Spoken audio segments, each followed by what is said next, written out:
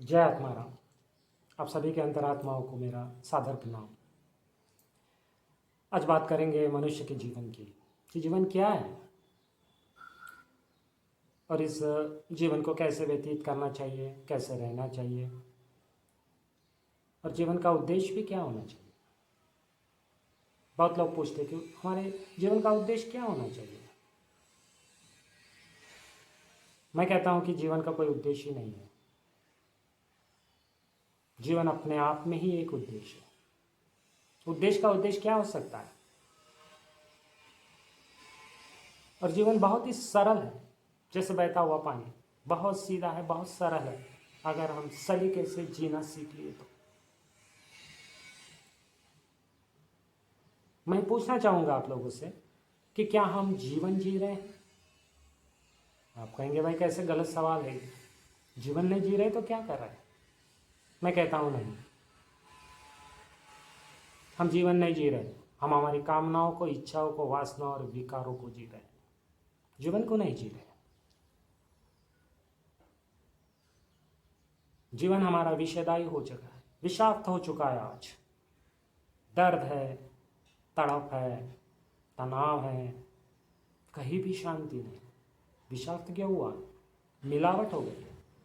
जीवन की सरलता में हमने वासना को घोल दिया है, हमने अपने विकारों को घोल दिया है, इच्छाओं को घोल दिया, अपेक्षाओं को घोल दिया, हमारी महत्वाकांक्षा को घोल दिया है, हमारी लोभ, द्वेष, मत्सर, इन भावनाओं को घोल दिया। एक ऐसा सूत्र निर्माण हुआ है, विषाक्त सूत्र, कि जो हमारे गले का फंदा बन गया है। बहुत सारे लोग जीना नहीं चाहते, जी इसलिए रहे कि वो जिंदा है। और कुछ लोग तो जिनकी बिल्कुल ही उम्मीद खत्म हुई, खुदकुशी भी कर लेते हैं। ये जीवन नहीं है। जीवन बहते पानी की तरह अपना उद्देश्य लेकर आया है। जीवन हम हमारा उद्देश्य उस पर थोप देते हैं जीवन पे, और फिर कहते हैं कि हमारा उद्देश्य पूरा नहीं हुआ। तुम्हारा उद्देश्य पूरा करने के लिए जीवन नहीं है, इसलिए ज़्यादातर लोगों के उद्देश्य जीवन में सफल नहीं होते हैं। और जो सफल होते हैं वह संयोगवश होते हैं, होने के लिए नहीं होते, कोई नियम के अनुसार नहीं होते, संयोग से हो जाते हैं। मेरी बात पे गौर करो, गहराई में उतर के समझने की बात करो कि जीवन क्या है। हम जीवन की डेफिनेशन भी क्या करते हैं कि ये जो स्थूल शरीर है ये जीवन है। ये शरीर जिस दिन अवतरित हुआ वो हमारा बर्थडे है, और जिस दिन ये शरीर छूट जाएगा लास्ट डे है। इसके दौरान जो है वो जीवन है। जीवन ये नहीं है। जीवन तो हमेशा ही आत्मा से जुड़ा हुआ है, निरंतर अनंत जीवन है। ये तो एक अवस्था है, और अवस्था कैसे निर्माण हुई, किस तरह से निर्माण हुई? हम देखते हैं कि कोई बच्चा बहुत गरीब घर में पैदा होता है, 2 वक्त का खाना भी नहीं मिलता, और एक बच्चा ऐसे अमीर घराने में पैदा हो जाता है कि पैदा होते ही करोड़ों के प्रॉपर्टी का मालिक हो जाता है। इतना फर्क क्यों है भाई? फर्क इसलिए है कि हमने जीवन को उस तरह से बनने का मौका दिया है, उस तरह से संजोग हमने हमारे संचित में, कर्म में हम उस तरह से लेकर आए हैं। या अमीर बनना, गरीब बनना, या किसी बड़ी सी पोस्ट पे पहुंच जाना, कोई बंगला खरीद लेना, कोई गाड़ी खरीद लेना महंगी, ये कोई उद्देश्य नहीं है। ये तो हमारे विकार, वासना है। और जीवन को हम हमारे विकार और वासनाओं में लगाते रहते हैं। बात को समझो, जीवन को हम निरर्थक बना रहे हैं क्योंकि हमारे विकार है। बंगला बना लो, गाड़ी ले लो, एमएलए बन जाओ, प्राइम मिनिस्टर बन जाओ, या फिर बहुत बड़ा बिजनेसमैन बन जाओ, एक्टर बन जाओ, क्रिकेटर बन जाओ, ये हमारी कामनाएं हैं। जीवन से इसको कोई लेना देना नहीं है। ये हमारे वासना है, विकार है, लोभ है, मोह है, और जीवन को हम इसके लिए खपा रहे हैं। और उससे जीवन का जो अपना उद्देश्य है वो अपूर्ण रहता है, और उसे बार बार इस शरीर को धारण करना पड़ता है। अनंत जन्मों से आ रहे हैं, और ऐसे ही चलता रहा तो अनंत तक जाएंगे। और शरीर धारण करने का मतलब है दुख। आप जानते हैं, माँ के गर्भ में हम किस तरह से लटके हुए रहते हैं। बड़ी वेदनादायक स्थिति है। मृत्यु की भी स्थिति वही है। शरीर जब मिलता है तो भी वेदना, जब शरीर छूटता है तो भी वेदना। क्यों गुजरते हैं हम वेदना से? इतना दर्द क्यों सहते हैं? हमारे विकार और वासनाओं से। और फिर भी हम सजग नहीं होते। हम महत्वाकांक्षा को बड़ी कीमत देते हैं। जितना महत्वाकांक्षी है मनुष्य, तो हम सोचते हैं कि बड़ा कामयाब होगा, बड़ा ही होनहार है, बड़ा बुद्धिमान है, बड़ा तर्कवान है। हमारे तर्क भी ऐसे हैं कि बस तर्क में बिठा लेते हैं हमारे बात को, फिर वो सही हो या गलत हो। तर्क देने में हम बहुत माहिर लोग हैं। गलती को छुपा लेते हैं तर्क के सहारे। तर्क भी क्या, सबको तर्क है हमारे। लेकिन महत्वाकांक्षा वो रखता है जो अंदर से बहुत खालीपन महसूस करता है। वो बाहर कुछ पाने की कोशिश करता है, तो उसका जीवन बिल्कुल खाली खाली सा रहता है। वो बाहर कुछ पाने की कोशिश जरूर करेगा, क्योंकि भरना चाहता है, उस खालीपन को दूर करना चाहता है।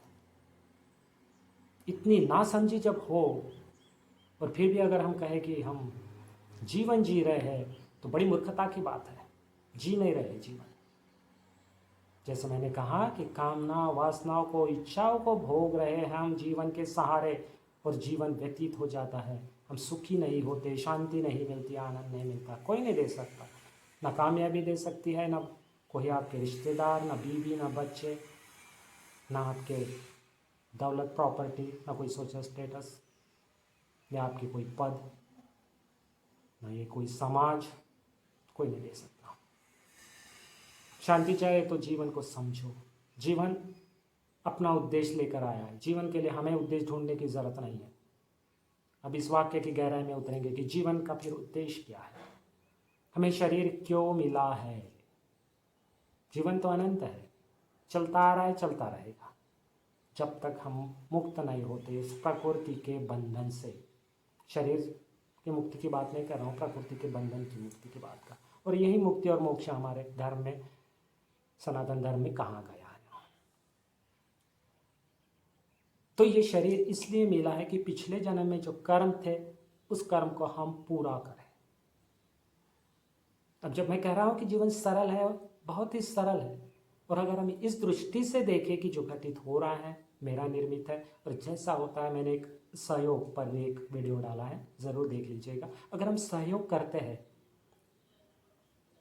कोई अनुकूल या प्रतिकूल भावना नहीं रखते घटना के प्रति, व्यक्ति के प्रति, परिस्थिति के प्रति, तो जब घटित हो रहा है, सहयोग कर रहे हैं, देख रहे हैं, तो ये अपना जीवन का उद्देश्य है। इसलिए जीवन मिला है कि घटनाएं घटित हो और आप इस प्रकृति के बंधन से मुक्त हो।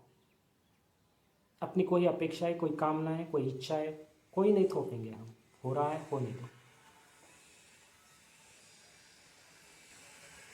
तो जीवन का अपना उद्देश्य क्या है कि जो संचित थे उस संचित को खाली करा दो, लेन देन जो है प्रकृति से पूरा करा दो।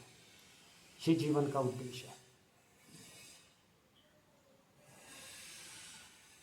लेकिन हम अपना उद्देश्य, अपनी कामनाएं थोप देते हैं, और ये उद्देश्य अधूरा रह जाता है। जब घटनाएं घटित होती है, हम प्रतिकूलता में या अनुकूलता में बैठ जाते हैं, और फिर एक नए कर्म बंधन पैदा होते हैं, फिर एक बार जन्म लेना पड़ता है। तो जीवन सहज है, सरल है, अगर घटित होने दिया तो। हम कामना रहित रहे, हम इच्छा और विकार रहित रहे तो बड़ा मुश्किल है। लेकिन अगर कोशिश करेंगे, निरंतर कोशिश करते रहेंगे, तो धीरे धीरे प्रकृति भी हमारी सहायता करेगी। तो जीवन सरल है, सहज है, जीवन का अपना उद्देश्य है। हम कहते हैं हमारा उद्देश्य न थोपे। जीवन के लिए हमें उद्देश्य ढूंढने की जरूरत नहीं है। ये उद्देश्य नहीं है हमारा कि मैं IAS बन जाऊँ, मैं प्राइम मिनिस्टर बन जाऊँ, या मैं बहुत बड़ा एक्टर बन जाऊँ। ये जीवन का उद्देश्य नहीं हो सकता, ये हमारी इच्छाएं है। तो फिर आप कहेंगे कि हम इच्छा रहित जिए। मैं कहूँगा हाँ, इच्छा रहित जियो। और जो बहुत स्ट्रांगली इच्छा है, निर्माण ही और हो रही है, वो अपने संचित के, उसके लिए उतना ही प्रयास करो जितने तुम्हारे हक में है, दायरे में है, क्षमता में बैठता है। उसके बाद जो नतीजा है उसे छोड़ दो, नतीजे को मत पकड़ो, नहीं तो निराशाओं में चले जाओ। हम पहले तो उस घटना को हमारे अनुरूप मोड़ते हैं, फिर नतीजे में भी फंस जाते हैं। अक्सर ऐसा होता है। आउटपुट जो होता है वहाँ फंसे रहते हैं देर तक, उभर ही नहीं पाते हैं।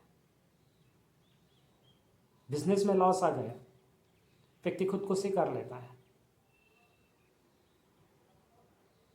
क्योंकि जो नतीजा आया है उसने बहुत कोशिश की स्थिति को संभालने की, नहीं संभल पाया। जब नतीजा आया तो उसमें ऐसा फंस गया कि उभर ही नहीं पाया, जीवन को समाप्त कर दिया। हमें कोई हक नहीं है, जीवन अपना उद्देश्य लेकर आया, उसे ऐसा बहने दो और बहते बहते अपने उद्देश्य तक जाने दो। यहाँ प्रकृति में एक मनुष्य ही है जो अपने उद्देश्य तक नहीं पहुँचता। वैसे एक फूल भी खिलने का उसका उद्देश्य है, वो खिल ही जाएगा। एक कुत्ता लो, एक बिल्ली लो, जितना जीना है उतना जी ही लेगा, जो अनुभव करना है कर ही लेगा, वो कोई उसमें अपनी मनमानी नहीं करेगा। हम देखते हैं भैंस को हम रोज घास डालते हैं, रोज घास खाती है। हम अगर 2 दिन कंटिन्यू भी दाल चावल खा लिया हमने तो बोर हो जाते, तीसरे दिन मन क्या करता है, चाइनीज खा लीजिए। तो जो उपलब्ध है उसे विपरीत जाकर जो उपलब्ध नहीं है उसकी कामना करते हैं। तो यही है जीवन का खेल बिगाड़ने की बात। खेल बिगाड़ दोगे जीवन का तो तुम्हारी गति भी बिगड़ जाएगी, गति बिगड़ जाएगी, मति बिगड़ जाएगी और सब कुछ बिखर जाएगा, बिखर जाएगा।